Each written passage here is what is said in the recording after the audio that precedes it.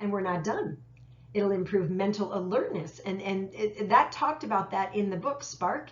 A school, there was a gym teacher or a coach who saw that the kids were sitting around way too much, especially in sports, because they're kind of sitting waiting for their turn and that kind of thing.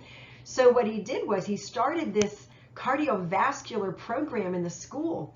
And voila, they saw these kids, if they were doing this cardiovascular work before a math class or a science class, these kids improved their performance in those classes. They literally got smarter.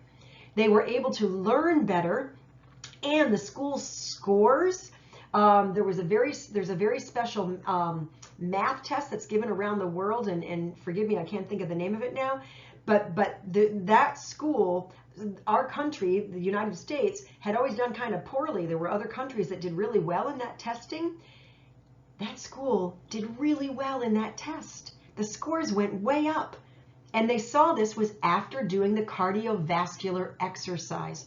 So if you have to study, if you have to take a test, do some cardiovascular work before you do that. Your brain is actually going to be ready to be smarter.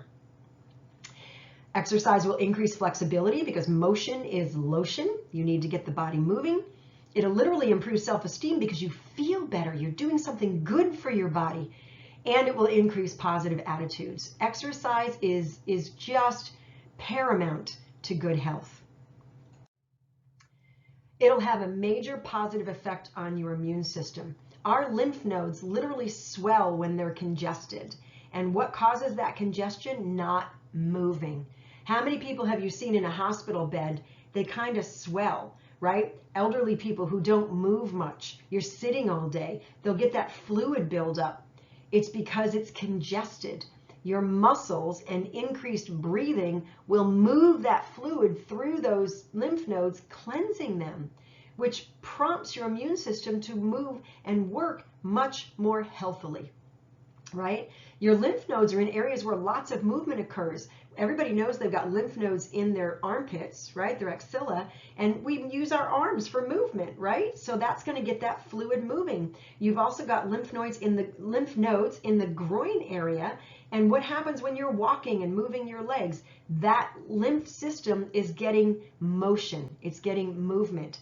Your lymphatic blood vessels do not have muscles that move the lymphatic fluid. The only thing that will move the fluid is bodily movement. As I said, motion is lotion. It gets things going, and it has a positive effect on your immune system because of that.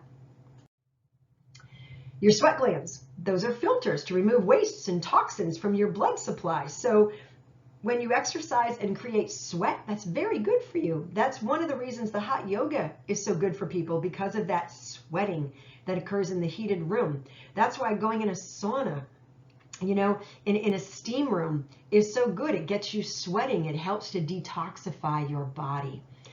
Your white blood cells are dormant when you sit around. White blood cells are part of your immune system. It's their job to go around and take care of any bacteria or any invaders to your health, right? When you start moving for 30 minutes into a workout, those white blood cells get moving. They get into your circulation and they start doing their job.